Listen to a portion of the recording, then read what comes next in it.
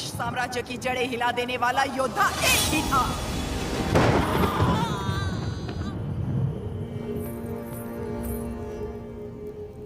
बेटा हुआ है, लेकिन मरा हुआ। युद्ध था और उस युद्ध में वो मृत्यु को मार के विजयी हुआ। नोसम के पालेगार जयरामी रेड्डी ने अपनी दोनों बेटियां उयालावाड़ा के पालेगार मल्ला रेड्डी से ब्याही थी। बड़ी बेटी ने 2 पुत्रों को जन्म दिया और छोटी ने एक को, जिसने सिर्फ 6 बरस की उम्र में दिखा दिया कि वो कोई साधारण बालक नहीं है। उन दिनों सीमा में भीषण अकाल पड़ा था। वर्षा के लिए यज्ञ करना था। यज्ञ में मज्जारी के किसी वंशज को जगन्नाथ पर्वत पे दीप प्रज्वलित करना था। इस विधान के लिए नरसिम्हा रेड्डी को चुना गया। हर कार्तिक पूर्णिमा को नरसिम्हा रेड्डी के हाथों दीप प्रज्वलन किया जाता। आसपास के सैकड़ों गांवों के लोगों का मानना था कि ये दिया एक उज्जवल भविष्य का संकेत है। नरसिम्हा रेड्डी को उनके नाना ने गोद ले लिया क्योंकि उनके पास नोसम किले का उत्तराधिकारी नहीं था।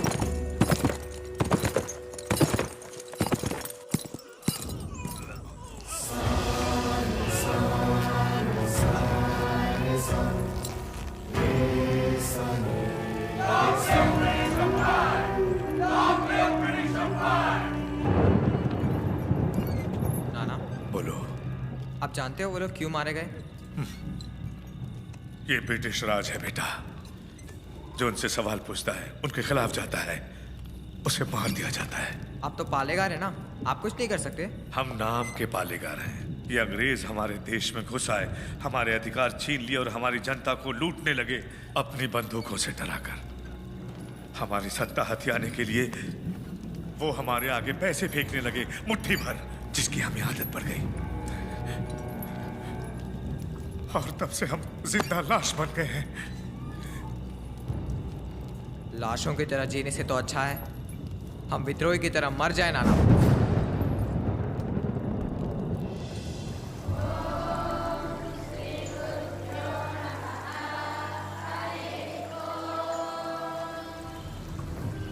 सुना है आपने पूरे देश का भ्रमण किया है?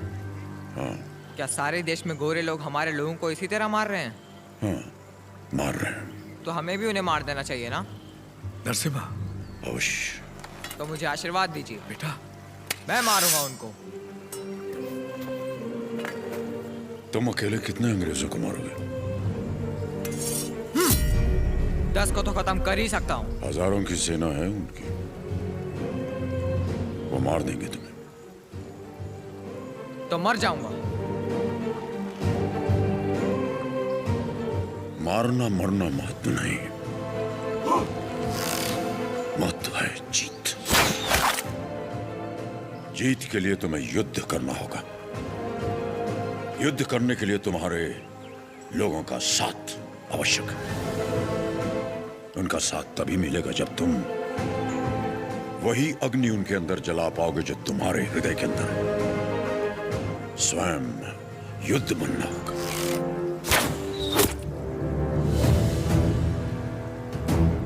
तुम्हारा शस्त्र ये नहीं, तुम्हारा शस्त्र है ये।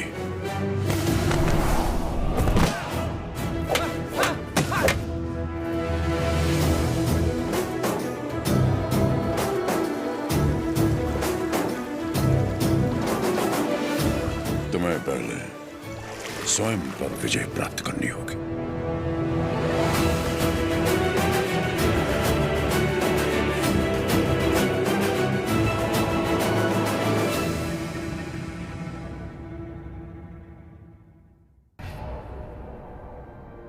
सबसे पहले ईस्ट इंडिया में ब्रिटिश कानून लागू किया जाए।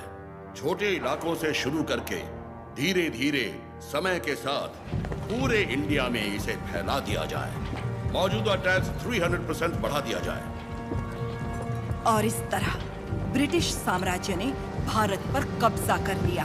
वो बड़े अफसर जिनका अकेला मकसद भारत को लूटना था, उन्हें ऊंची कुर्सियों पर बिठाकर हमारे देश भेज दिया गया।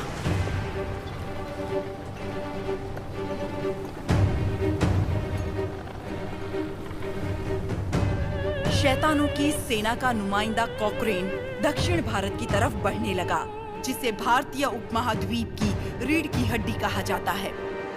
लेकिन उसे वीर भूमि रेनाडू के बारे में क्या पता था? वो कहाँ जानता था कि रेनाडू का सूर्य अंधकार की छाती चीरकर उदय हो चुका है। रेनाडू की धरती 61 छोटे छोटे राज्यों में बटी हुई है। इन राज्यों के सामंत पालेगार कहलाते हैं। ब्रिटिश इन पालेगारों से उनकी सत्ता और एकता दोनों छीन चुके हैं। लेकिन अवुकु राज्य के पालेगार अवुकु राजू, माइदुकुरु के पालेगार वीरा रेड्डी और कर्नूल के पापा खान उन 61 पालेगारों में से हैं, जो आज भी स्वतंत्र शासन कर रहे हैं। नरसिम्हा रेड्डी ने इन सबको एकजुट करने के लिए एक महोत्सव का आयोजन किया।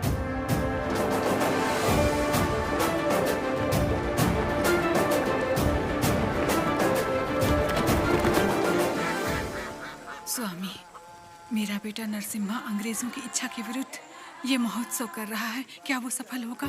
नरसिम्हा रेड्डी कोई आम आदमी नहीं है। वो पृथ्वी पर एक लक्ष्य लेकर जन्मा है। एक हाथ में तलवार और दूसरे हाथ में वेद के साथ उसका पालन हुआ है। उसे अब कोई नहीं रोक सकता।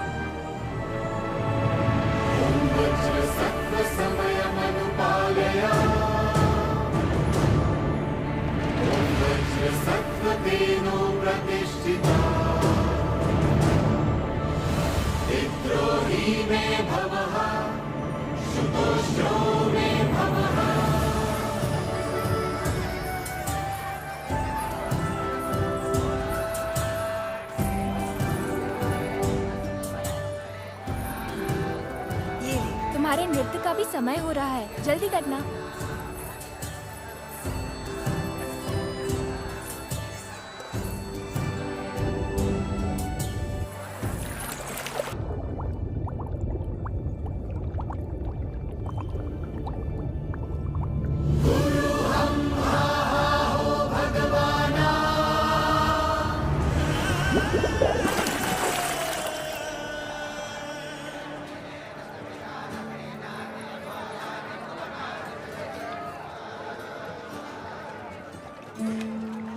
क्या हुआ बेटी? हाँ, स्वामी जी, अंदर कोई है?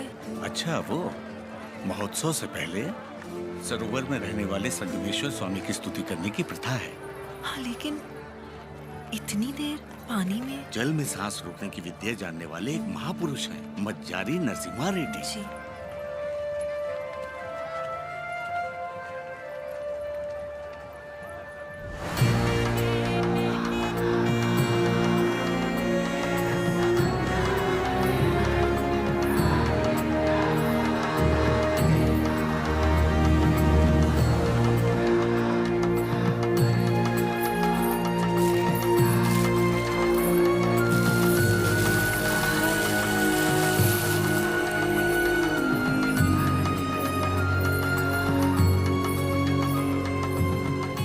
आज कई सालों बाद तुम्हारे लाए हुए वस्त्रों से भगवान का फिर श्रृंगार हो रहा है पापा खान। ये हमारे भाई नरसिम्हा रेड्डी की महिमा है कि अंग्रेजों का बंद करवाया हुआ ये उत्सव फिर से शुरू हो गया।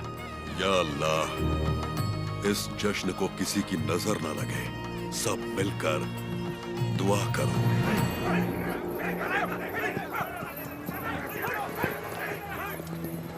मैं इसे होने नहीं दूंगा। क्या उकराजू, इस मेले की तैयारियां युद्ध स्तर पे हुई हैं।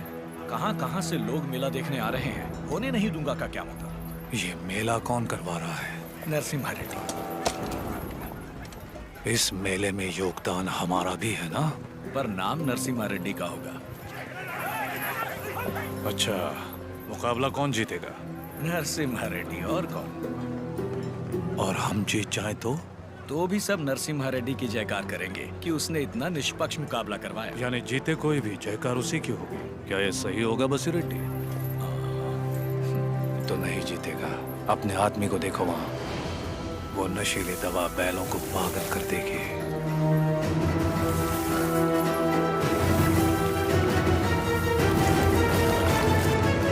नरसिम्हा रेड्डी हो या फिर भगवान नरसिम्हा ही क्यों ना हो, ये मुकाबला कोई नहीं करवा सकता।